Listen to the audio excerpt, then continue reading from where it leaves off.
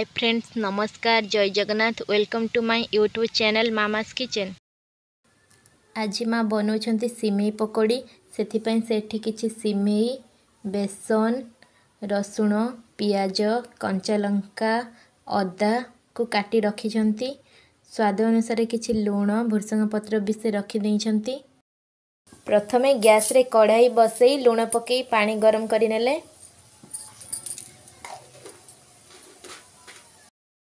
पानी रे किछि सिमेई पकाई अल्प टाइम पे बतुराया पे छाड़ी देले।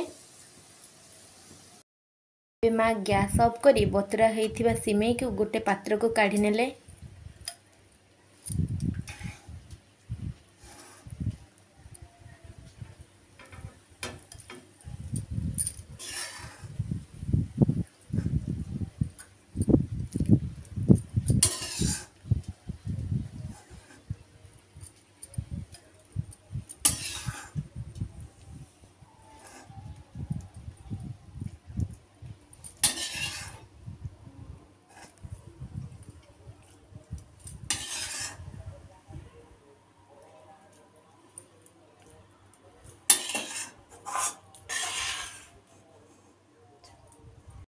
एबे माँ से बतुरा हेइथिबा सिमेई रे किछि बेसन पकाउछंती।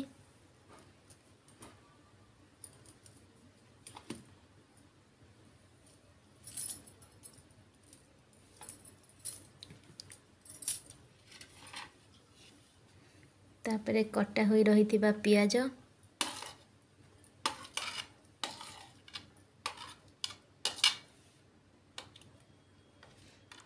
कटा रसुण, किछि कटा अदा, किछि भुर्संग पत्र, किछि कंचा लंका पकाइले। स्वाद अनुसार लूण पकई दबा। पकई ताको भल भाबरे मिक्स करि नेबे।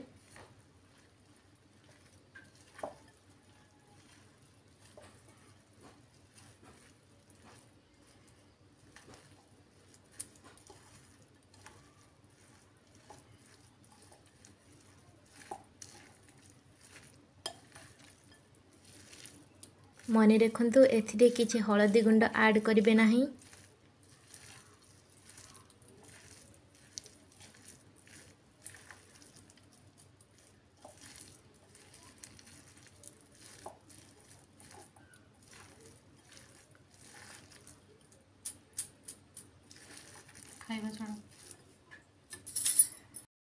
एबे माँ गैस रे कढ़ाई बसई तेल गरम करि नउछंती। तेल गरम होला परे पकोड़ी गुड़ी को पकाई देले।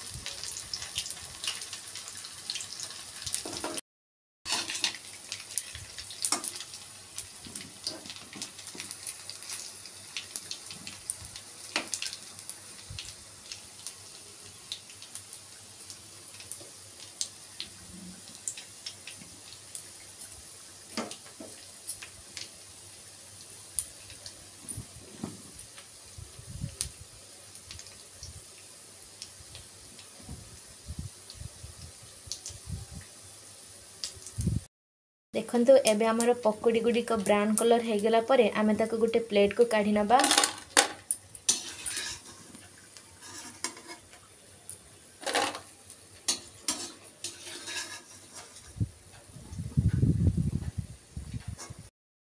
तो देखंतु आज आम एपटे बहुत सुंदर पाग देछि।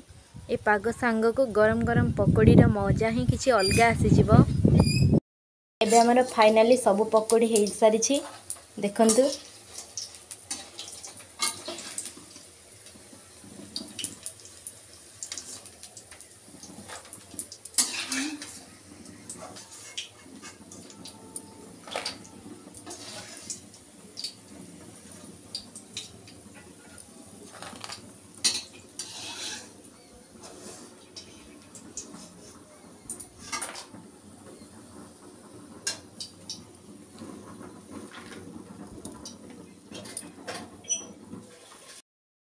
तो देखंतु ए पकोड़ी रो केते सुंदर कलर आसी सारी।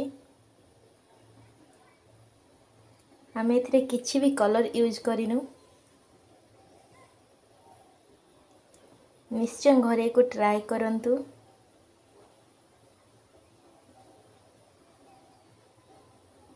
बहुत इजी एको बनेबाटा बहुत इजी।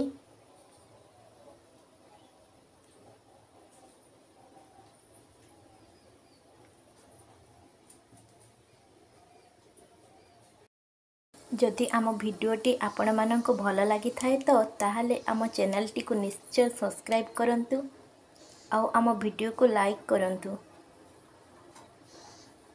रहिलु फ्रेंड्स, नमस्कार, टाटा, बाय बाय।